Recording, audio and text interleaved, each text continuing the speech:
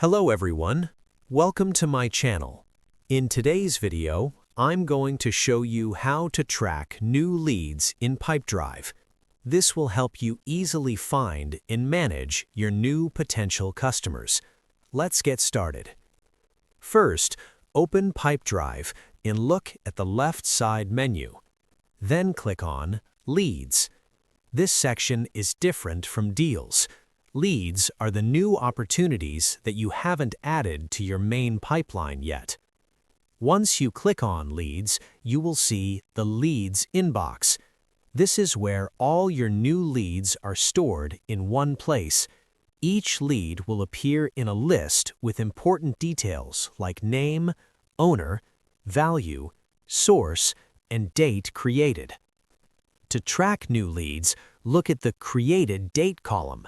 This helps you quickly see the latest leads added. If you want to organize the list, you can click on any column to sort it. For example, you can sort by newest leads or by highest value. You can also use filters at the top right to focus on specific leads.